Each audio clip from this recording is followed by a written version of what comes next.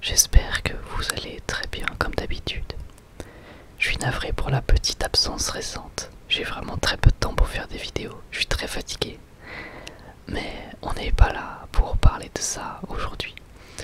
Je reviens parce que hier soir j'ai regardé un classique de l'animation japonaise. Un classique que je n'avais toujours pas vu. Un des films que j'avais le plus envie de voir ces dernières années. Et que j'avais jamais pris le temps de regarder. Donc j'y ai remédié hier soir. Et ce film c'est Your Name ou Kimi no Na wa en japonais. Donc, comme je l'ai dit, ça faisait depuis très longtemps que j'avais envie de regarder ce film parce que c'est un film comme étant, je pense, un des films d'animation les plus connus du monde, hein, d'animation japonaise en tout cas, plutôt devrais-je dire.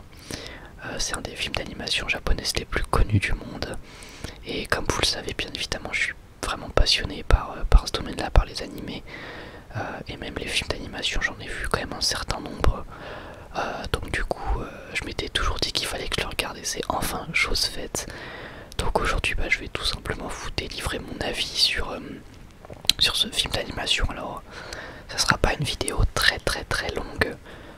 Parce que je vais vraiment surtout vous faire part de mon ressenti, d'autant plus que ça sera une vidéo sans spoiler, donc du coup ça sera pas une vidéo très longue. Alors déjà j'aimerais revenir sur tout simplement l'aspect visuel du film qui est absolument bouleversant. C'est vraiment un des films d'animation les plus jolis, je pense, qui m'ait été donné de voir. Il est vraiment exceptionnel. Alors je peux même pas imaginer le travail qu'il y a derrière, mais ce qui m'a le plus marqué dans les visuels de cet animé, ce sont les lumières qui vraiment ressortent hyper bien à l'écran et sont très bien gérées. Il y a tellement de moments où on croirait pas du tout que c'est de l'animation, on croirait de vrais paysages. Je pense notamment à un passage en forêt où on a un soleil qui traverse les feuilles et c'est vraiment absolument grandiose à ce niveau-là. Et de manière générale, l'animation est tout simplement parfaite. Je pense que même si la perfection n'existe pas, Your Name s'en rapproche avec son animation très clairement. Parce que c'est juste sublime, ne serait-ce que pour le visuel.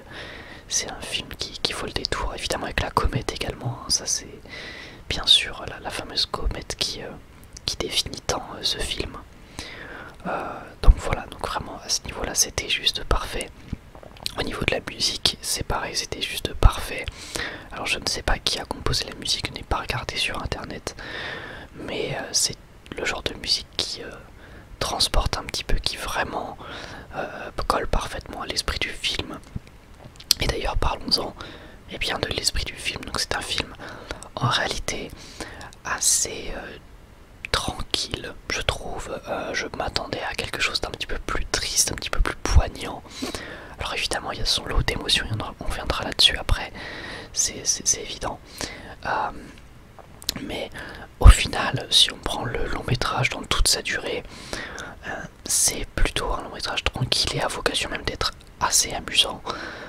Puisque le concept, du coup, pour ceux qui ne savent pas, même si c'est pas un spoil, c'est pas un spoil, je parle simplement du concept du film. En fait, c'est un garçon qui va se réveiller dans le corps d'une fille et une fille qui va se réveiller dans le corps de cet autre garçon. Et donc ça fait ça plusieurs fois par semaine, 2 à 3 jours par semaine. Et donc il faut essayer de communiquer ensemble pour tout simplement continuer à pouvoir vivre, s'en sortir. Donc rien que déjà le concept, je trouvais ça vraiment très amusant, très intéressant. Et c'est assez intriguant parce que du coup on a forcément envie de voir ce qui va se passer, comment ils vont se débrouiller, et ça donne des scènes humoristiques vraiment très sympas. J'ai vraiment beaucoup aimé ce côté là. Ça attise vraiment la curiosité de se dire comment est-ce qu'ils vont faire pour s'en sortir à ce niveau là. Et puis après on a toute une phase de communication puisqu'ils vont communiquer à travers les téléphones, hein, à travers des mémos. Et ça aussi c'est vraiment un des trucs les plus drôles du film en réalité, puisque on voit la liste des interdits, etc. Et sans spécialement le vouloir, il y a une complicité, ouais, une complicité on va dire, j'allais dire obligatoire mais c'est pas vraiment le cas, c'est-à-dire qu'il faut être forcé à communiquer, ça va créer une complicité du coup indirectement, et ça c'était quand même vachement bien fait et assez poignant, puisqu'évidemment après l'objectif des personnages va être et bien de se retrouver, tout simplement. C'est un film qui fonctionne à coup de souvenirs et de rêves on va dire, donc c'est vachement autour de ce thème là. Il y a d'autres thèmes mais je peux pas vraiment en parler sinon ça spoil un petit peu. Il y a vraiment une grande thématique principale au film, mais voilà, je peux pas vraiment en parler sinon on va dire que ça spoilerait, donc malheureusement je peux pas vous dire sur autour de quel autre point, autour de quel axe central tourne le film, et c'est ce qui va faire le tournant du film. Voilà tout simplement, donc c'est un film avec pas mal de surprises, mais surtout pas mal d'émotions, puisqu'on a des personnages évidemment extrêmement attachants. Vous le savez si vous regardez mes vidéos régulièrement, moi les personnages c'est vraiment un point extrêmement important, extrêmement clé dans les œuvres que je regarde. Les personnages sont pour moi l'essence même d'une œuvre, c'est ce qui m'intéresse le plus. Avec l'histoire, avec le scénario, les personnages, c'est, je pense, ce qui m'intéresse le plus, c'est la priorité pour moi en tant que spectateur. Et là les personnages sont juste géniaux parce que c'est des personnages vraiment très très attachants et venant de milieux en plus qui sont totalement opposés, donc ça aussi c'était intéressant de voir cette différence on peut presque dire de culture au final, hein, puisque entre la ville et la campagne vraiment très profonde, et bien il y a quand même une immense différence, et puis voilà, tout simplement les personnages sont très très bien écrits, c'est un vrai plaisir de suivre ces personnages principaux. Alors les personnages secondaires sont très intéressants aussi, mais c'est pas autour d'eux que va se tourner l'émotion au final, et vraiment l'histoire tourne pleinement autour de Mitsuha et de Takiko.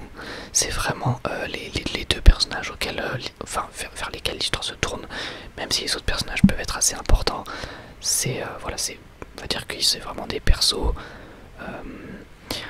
secondaires, j'allais dire très secondaires, non pas très secondaires, mais vraiment tout l'aspect émotionnel du film, c'est vraiment les deux personnages principaux. Voilà, en tout cas moi j'ai vraiment adoré ce film, comme je l'ai dit, c'est une vidéo quand même relativement courte. J'ai vraiment adoré ce film, c'est vraiment un des plus beaux films d'animation que j'ai vu de ma vie. Je peux pas vraiment en dire plus parce que je veux pas spoil, mais voilà, l'acte final du film est évidemment poignant.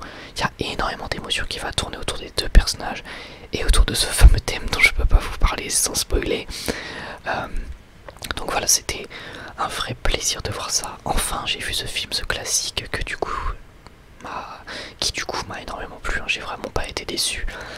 J'ai trouvé qu'on est là, enfin je trouve pardon qu'on est là sur un vrai chef d'œuvre, donc je comprends pourquoi il a été primé, récompensé, et je comprends pourquoi il a autant plu. C'est vrai que ce genre de film d'animation, ça mérite franchement, c'était juste beau, c'était juste superbe.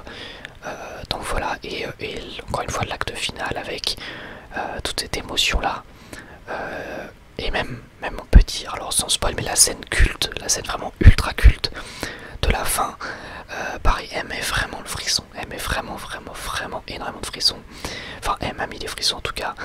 La scène vraiment ouais culte, je pense que vous voyez tous c'est laquelle, même je vais pas le dire au cas où, mais la scène de fin vraiment très très connue, ultra culte, c'est devenu ouais une scène culte, hein, comme je fais que le répéter.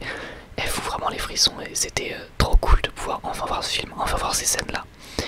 Donc voilà, écoutez, j'espère que cette petite vidéo vous aura plu. Si c'est le cas, n'hésitez pas à me le dire en commentaire, je me ferai comme d'habitude un vrai plaisir de vous lire. Et moi j'ai plus qu'à vous dire à la prochaine, prenez soin de vous.